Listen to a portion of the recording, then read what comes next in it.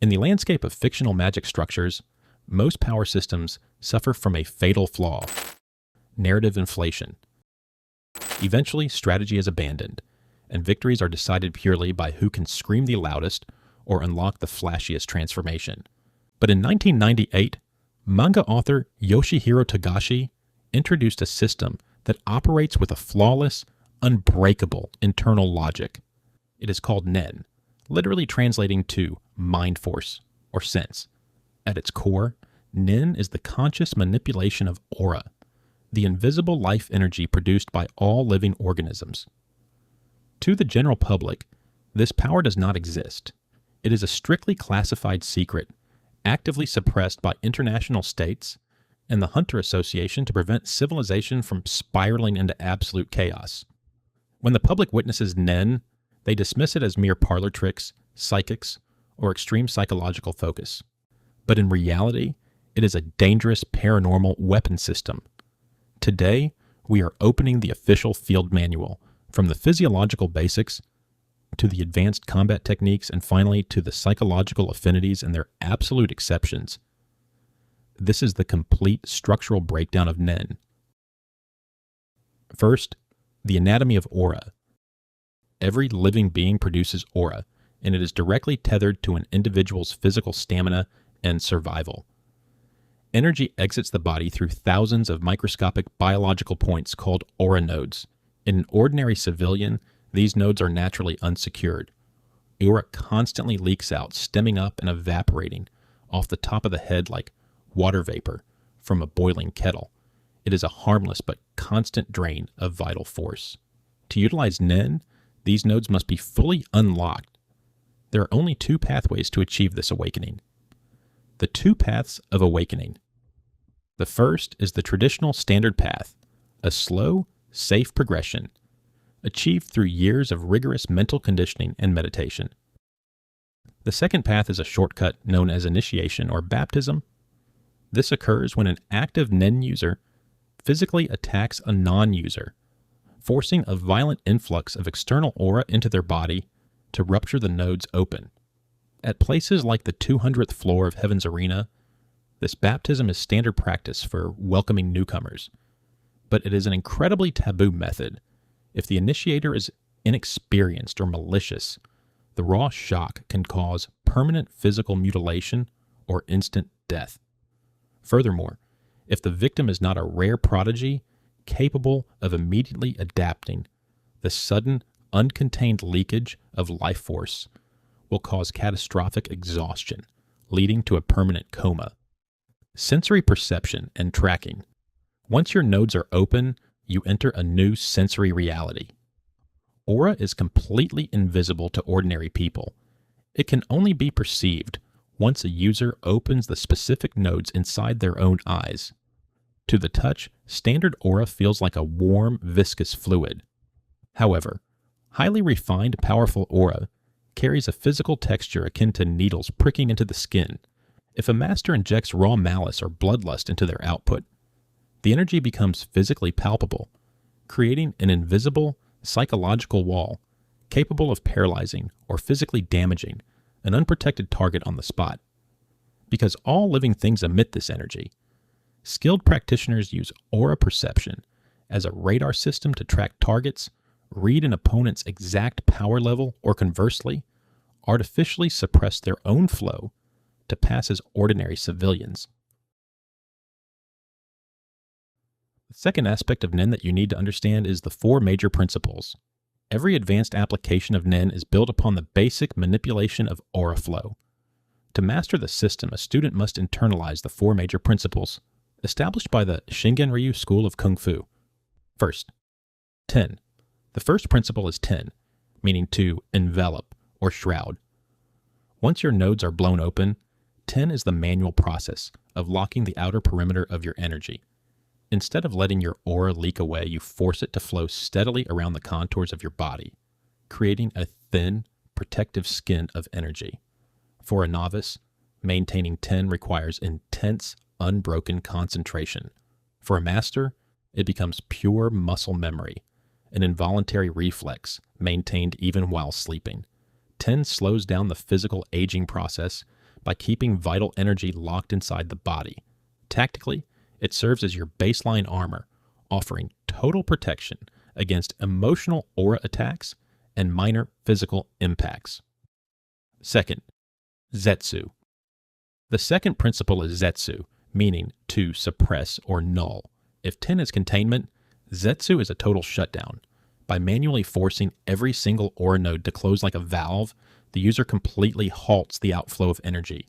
With zero energy escaping, a user becomes completely undetectable to aura senses, making Zetsu the ultimate tool for stealth and tracking. However, it is an extreme tactical gamble. Because you have stripped away your aura armor, your body is left 100% defenseless. Even a fraction of a Nen-enhanced strike landing on a Zetsu user will inflict catastrophic, lethal damage. The third principle is Ren, meaning to refine or enhance. Ren is the offensive engine of combat. Instead of merely containing your baseline energy, you explode your nodes, projecting a massive, amplified volume of aura outward. Ren drastically multiplies your physical musculature strength, speed, and durability.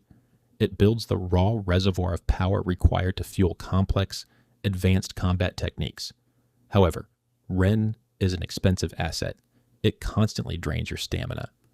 Outside of combat, extending your maximum Ren capacity by a mere 10 minutes requires an average of 1 month of grueling endurance training. And finally, Hatsu. Once a user's mind and willpower shape it, Hatsu solidifies into an individualized superpower, officially categorized as a Nen ability. A viable Nen ability cannot be a generic copy of someone else's work. True mastery demands that the ability align perfectly with the user's core personality, instincts, and subconscious biases.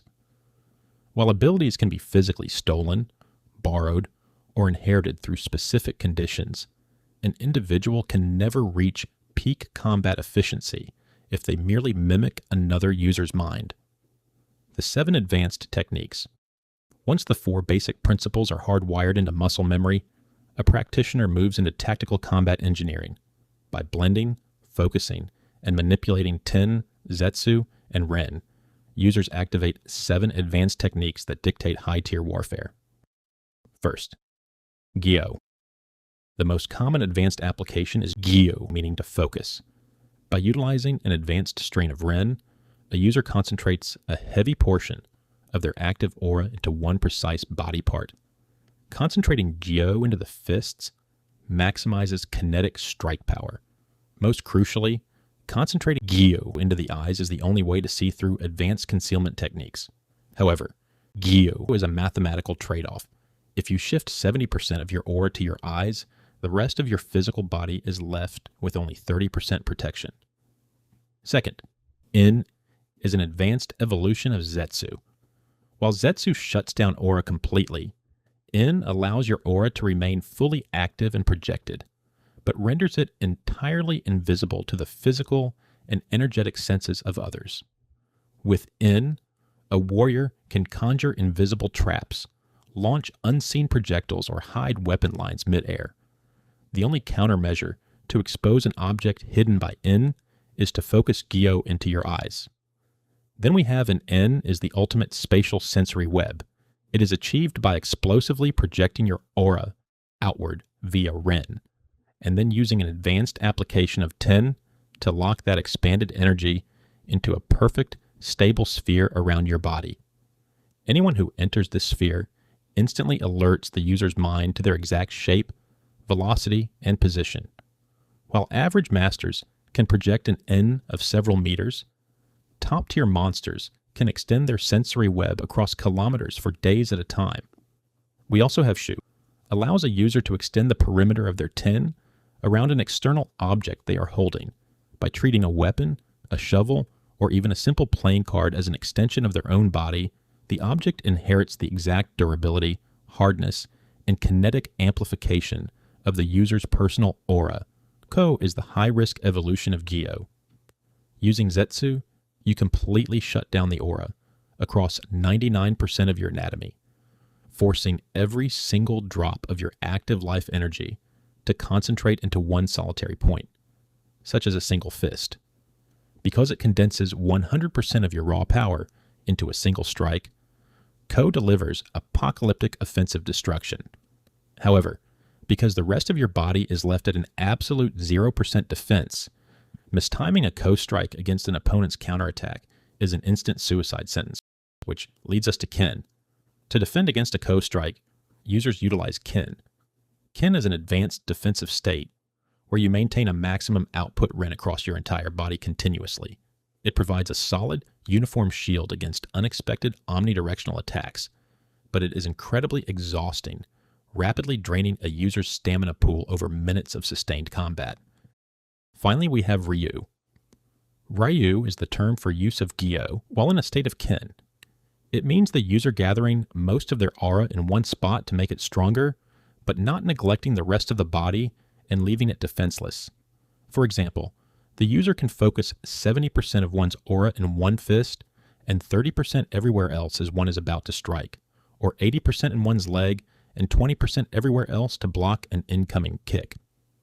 Ryu is difficult to master, as it requires the user to not only control one's aura flow with great precision, but also be able to estimate the amount of aura utilized by the opponent at a glance. Individuality and the 6 affinities. Now this is where characters start standing out with unique and personal abilities. You see, when it comes to affinities and categories, every human mind belongs to one of 6 innate hereditary categories. This is mapped on the classic Nen hexagon. Your location on this chart dictates your mechanical learning affinity and your output efficiency. You possess 100% efficiency in your native-born category. For types adjacent to yours, you operate at 80% efficiency. The next step out drops to 60%, and the category directly opposite your native type on the chart drops your maximum operational capacity to a mere 40%. To discover your type, you must undergo the water divination test, placing a single leaf on a glass filled to the brim with water and channeling your Hatsu through it. First, enhancement. If the volume of water increases and overflows during the test, you are an enhancer. Enhancement is the art of pouring aura into natural systems to amplify their existing attributes. This can mean boosting the kinetic density of your skin, multiplying muscular healing rates, or amplifying the structural hardness of a weapon. Although it does mostly get applied to boost one's basic combat prowl, for example, one of our main protagonists, Gon Freaks, is a natural enhancer, and he applied that principle to develop an attack named Rock, which basically gives him a superpowered fist. Second, transmutation. If the taste of the water alters entirely, you are a transmuter. Transmutation allows a user to copy and alter the properties of their aura to mimic a completely different substance or element. But it doesn't end with simple imitation, as a transmuter is also capable of choosing selective properties of the substance they wish to mimic and can even craft their own personalized substance. A great example of this would be Hisoka, a natural transmuter whose bungee gum, Hatsu, is able to mimic the properties of both rubber and gum, although it is infinitely more flexible and sticky than either substance would be in reality. The next category is emission. If the color of the water shifts, you are an emitter. Naturally, once aura leaves contact with your skin, its power rapidly degrades. Emitters possess the unique affinity to detach their life energy from their physical body while maintaining 100% of its kinetic mass, velocity, and power density, leading to a whole host of long-range net options, such as Razor, who rather simply emits a ball of aura and uses it as a long-range weapon with very high level of destructive capabilities. Another category or affinity is conjuration. If impurities appear inside the water, you are a conjurer.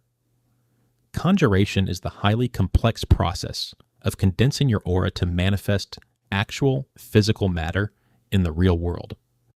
This is the only category whose constructs can be seen and touched by ordinary, non-nin civilians. However, the system enforces a strict universal rule known as human capacity. It is fundamentally impossible to conjure an absolute concept, such as a sword that can cut through literally anything. To bypass this ceiling and imbue their objects with supernatural traits, conjurers must bind their items to complex tactical rules. Now, this can often be mistaken for transmutation, which I just went over. But the key difference here is that conjurers can create independent objects. And to illustrate this, Kite would be a great example, who invokes conjuration to create his weapons that's born from his crazy sensibility that are put to use as independent objects rather than a substance to be wielded as with transmute. We also have manipulation. If the leaf moves across the surface of the water, you are a manipulator. Manipulation is the feared art of pouring your personal aura into animate or inanimate targets to seize absolute control over their functions. To achieve control, a manipulator must pour their energy into a physical medium, usually an object they have physically bonded with for years. Once a manipulator satisfies their specific condition, such as inserting a needle or touching a target, the victim's mind is overridden. Mind control operates across 4 distinct tactical subgenres: coercive, total, absolute hijacking of both the brain and physical motor functions; pseudo-coercive, seizing physical control of the body while leaving the victim's internal consciousness trapped awake inside; soliciting, free will is left intact, but the victim's memories and emotions are subtly rewritten to make them act as willing agents; diffusive induction, a weak, widespread emotional viral infection designed to manipulate the mood of massive crowds simultaneously. Not to be confused with conjuration, manipulation only targets pre-existing objects. And to illustrate, we have Illumi's needles, which are infused with aura, and are then able to control individuals in a wide variety of ways, upon insertion of the needles into their bodies. Finally, we have specialization. If the water divination test produces a completely erratic, chaotic reaction, such as the leaf instantly withering into ash, or the water violently boiling and releasing a foul odor, you belong to the rarest category, specialization. Specialization is a catch-all type, defined purely by its defiance of the other 5 categories. It cannot be partially learned or cross-trained. You either are born a specialist or you are not. However, certain high-strung personalities can undergo a genetic or psychological shift later in life that transforms them into a specialist, with conjurers and manipulators holding the highest statistical probability of making this jump. Specialization is a bit of a paradox. It flips the mathematical rules of Nen entirely. They can break the rules of Hatsu to permanently steal or borrow the unique abilities of other users. They can alter their own efficiency percentages on the fly. They can unlock absolute information superiority, gaining clairvoyant access to past and future events that defy physical logic. Every Nen user needs to understand a certain concept about Nen affinities. It's called the danger of memory overload. The strict percentages of the Nen hexagon are absolute laws. While a master can train in multiple adjacent categories to build a versatile arsenal, straying too far into an incompatible category carries a catastrophic cognitive toll. Hisoka famously coined this failure as memory overload. If a natural-born user tries to build an intricate, high-tier technique in a category where they only possess a 40% efficiency rating, they will exhaust their brain's storage capacity. They will permanently stunt their potential, ruin their core mastery, and leave themselves completely outclassed by focused specialists. To build an efficient regimen, masters utilize a bell curve training program, dedicating the vast majority of their decades to their native type, scaling down focus onto adjacent types. This mathematical balancing act is what makes Nen the absolute peak of power systems. It treats supernatural abilities not as an infinite pool of magical juice, but as a rigid ecosystem of psychological costs, biological limits, and structural trade-offs. In this world, brute force is never an absolute guarantee of victory. A low-tier fighter with an intricate understanding of Ryu, a perfect reading of their opponent's affinity, and a strictly engineered set of limitations can outsmart and execute a literal god. It is a system built on restriction, where your power is defined entirely by the boundaries you are willing to enforce upon your own mind. Postmortem Nen. The aura of a Nen user does not necessarily disappear after death. In fact, on several occasions it has been shown to be quite the opposite and grant exponential power, usually as the result of the user feeling an overwhelming emotion prior to them passing away. So, for example, this was shown quite clearly when Neferpito Terpsichora took control of her corpse and proceeded to attack Gon due to the feelings of loyalty to the Ant King. And in fact, certain users have even gone as far as making their own death. An activation requirement for a certain ability such as Hisoka, programming his Bungee Gum Hatsu to restart his heart after death. Restrictions and condition. These are a very important aspect of Nen, bringing up the idea that Nen is directly tied to emotions and desires. So as a result, users are entirely capable of bargaining with their own powers by saddling them with strict activation requirements in order to invoke greater power. And a prime candidate of this would be Kurapika, whose requirement to use the chain jail technique is that he can only perform it against a member of the Phantom Troop, so should use it on anyone else this condition. It will result in his instantaneous death. However, when performed under the right conditions, chain jail is an incredibly overpowered technique that will essentially make any member of the Phantom Troop entirely incapable of dealing with it. And these guys are some of the strongest NEN users in the series. The conditions don't have to be quite as extreme as death, though, as demonstrated by Knuckle, whose activation requirement for his Hatsu is simply to land a punch on an opponent. But of course, the more complex conditions and restrictions placed on an ability, the more power generated upon meeting them. And one of the most intriguing examples of this would be the Bandit Secret developed by Crollo Lucifer. Now, this power basically allows Crollo to steal the NN ability of another user. However, he has to meet the following 4 conditions before being able to do so.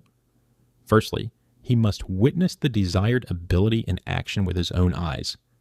Secondly, he must ask the user about the ability and then have his question answered by the user. Then, and probably the most difficult condition his victim needs to touch the handprint on the cover of Bandit Secret. And finally, all of this needs to be accomplished within 1 hour. So those 4 criteria are absolutely ridiculous conditions to satisfy, but if Crollo is able to achieve it and he can blatantly steal the other Nin users' abilities, and despite knowing all of this, Nin is still an incredibly mysterious subject and full of a lot of depths. So for example, while unknown abilities are based on a user, this does not necessarily mean that all abilities are unique, and there are a lot of recognizable subcategories to classify, more commonly generated Hatsu, such as cloning, creating Enin beasts and curses, or even exorcism. The later being a form of Nen that removes Nen curses. At the end, all I can say is that this series has consistently introduced new and interesting methods of Nen use. It is a vast well of infinite possibilities that is limited only by the needs and creativity of its user, and that very much makes it quite possibly the most versatile power system in all of fiction. If you want to dive deeper into the strategic mechanics of fiction's most complex universes, make sure to hit sub